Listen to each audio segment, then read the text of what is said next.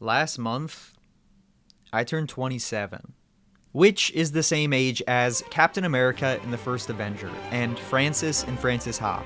The same age as Sherlock Holmes in his first story. It's a year older than Jim from the first season of The Office, and 3 years older than Uncle Jesse in the first season of Full House. For most of adulthood, I've been rather obsessed with the ages of movie characters. Not just movie characters, but notable actors, writers, directors, entrepreneurs, CEOs, anthropologists, epistemologists. But I mean, most things in my life are filtered through the lens of film, or TV, or books, or art. So, Orson Welles made Citizen Kane at 25. Sam Raimi made Evil Dead at 22. Mary Shelley published Frankenstein when she was 20. That kid who makes those Backrooms YouTube videos directed an A24 movie before he graduated high school. And I know I sound crazy playing this numbers game, because age is just a number, but like most things in life, it's not just a number, it's not nothing. Age is perhaps our most objective measurement for comparing ourselves to other people. And I am a glutton for comparing myself to other people. So I'm here acknowledging, as a lover and consumer and occasional maker of film, that something about and if I could be so bold, our relationship to the movies we love changes as we become the same age as the characters we see on screen. Take Before Sunrise, for example, the movie where Ethan Hawke and Julie Delpy fortuitously meet on a train to Vienna and spend the day together, musing over life, love, and art. I watched this movie when I was 17, and I liked it, but Ethan Hawke in that movie was 25. Watching it as a teenager allowed me to maintain this distance from it. Jesse's experiences couldn't possibly be mine because, well, I wasn't old enough. But now watching it, a decade later, I'm confronting the fact that I have to now face not just two wise, if naive adults spouting about life, love, and art, but two peers. Two peers whose past and life philosophies and intelligence and characterizations are now in direct conversation with my own. When Jesse and Celine hop on a Vienna bus together and ask questions to one another, fueled by their youthful attraction to probe deeper into this person in front of them, in a sense, they're now asking those questions to you, the viewer, too. What were your first sexual feelings toward a person? Have you ever been in love?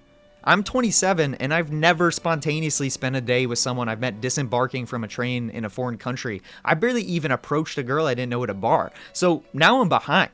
Now I'm fucking cooked. What's even the point of continuing? Two peers that, from now on, I'll always be older than, because they're trapped in time. Art is created and its definition to you keeps changing, but it is a fixed point on a map.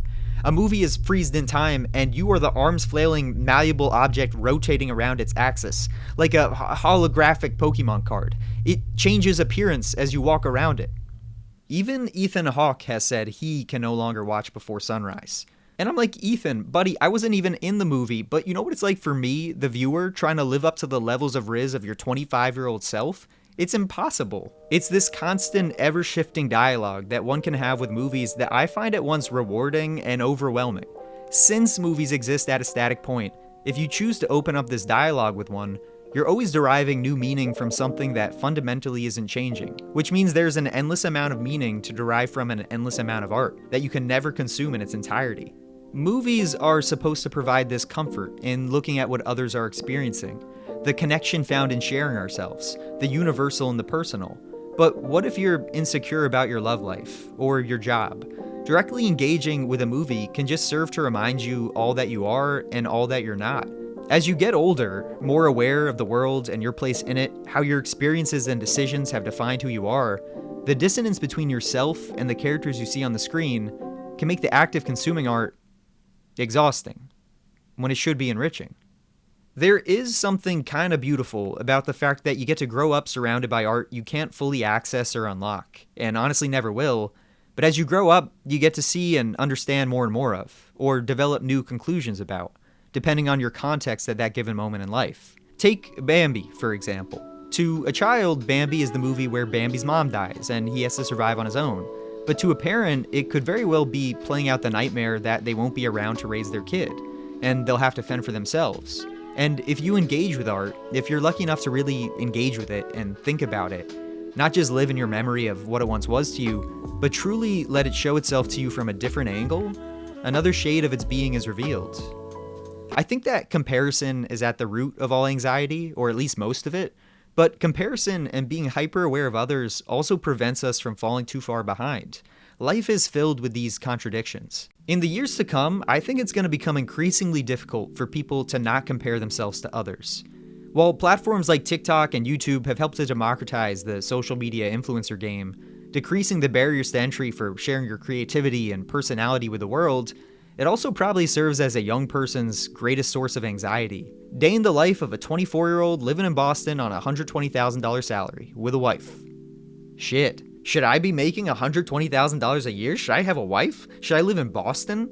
And this is constant on the platform with everything. But you also can't not be on TikTok. That's how people fall behind, become irrelevant, by not engaging with new trends, new ways of creating art. You want to cause anxiety within yourself? Don't engage at all. Then you'll experience true anxiety. If I don't consume it, someone else will. And if they do, and I don't, that means that they have an advantage that I don't have. Repudiating social media is repudiating these constantly shifting standards and our anthropological expectations.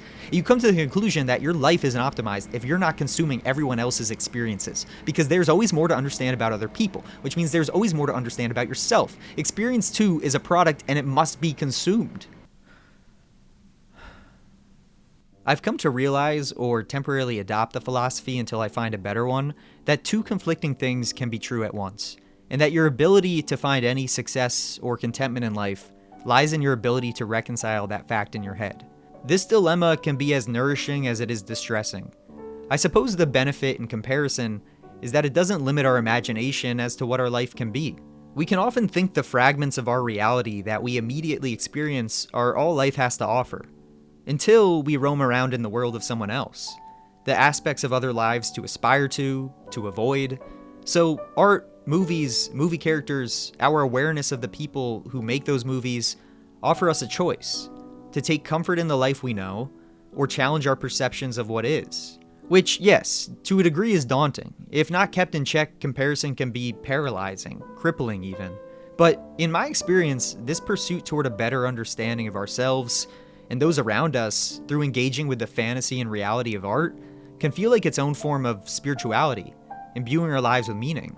Maybe instead of attaching ourselves to this idea that there's always more to consume, more experiences to take in, we can just trust that if we're not actively avoiding other stories by living in a state of anxious worry, that we will naturally drift to the stories that we were meant to find. Take in what we need without overstimulating ourselves. I think often about what Mark Strong said was the purpose of theater and art at large. We still have this thing called live theater, and the reason is that we need to be able to compare ourselves to what we're seeing up there, judge ourselves as human beings, decide what's right, what's wrong, who we are, why we're here. That's the point of theater. Thank you very much. You are lonely, and your life is filled with rich, wonderful, worthwhile personal connections. Maybe you're unhappy with your job, but it provides you a sense of stability and consistency and comfort and purpose that you wouldn't wish away. You are old and you've watched a lot of movies and aged past a lot of the characters in those movies, but you're also only 27. Which, I will remind you, is only 2 years younger than Danny Tanner, who has 3 daughters and is widowed in the first season of Full House. Just saying. So art, movies, the things I love, bring me a lot of discomfort, especially as I age closer to or past the characters and makers of said work, especially as we all do. But I love them too. If it makes you uncomfortable to compare, I'm with you. But I think I'd prefer to learn to control that feeling rather than ignore it, and not let every movie character who seems more confident or competent or experienced than I am disrupt my sense of self. I'd rather ask myself why exactly something left me feeling discomforted, and hope that maybe through the answer is a step toward both an aspirational self and personal contentment. So I am not a movie character, I'm an actual person, but I'm creating a deliberate fixed point through art, this very video. If you can call it art, which I can and will, I looked it up, I'm allowed. It doesn't have to be good to be art. Here's my fixed point. I'm a 27-year-old male living in Jersey City, working a job in New York City that I actually like. I am single, I don't volunteer my time enough, I have a loving family and great friends, both of which I am constantly neglecting and who I should call more, a lot of jealousy for others and pent up self-hate toward myself. I'm mostly lazy, occasionally very motivated, I love being alone. I'm always surprised by how much I enjoy being with others when I open myself up to it, and I'm the same age as Orson Welles when he made Citizen Kane. Oh wait, fuck, I'm 2 years older. Compare yourself to me. Or don't, but I think you will, because right now as I type and will later speak these very words, I am comparing myself to me. And to Jesse from Before Sunrise, and Francis from Francis Ha, and Uncle Jesse from Full House.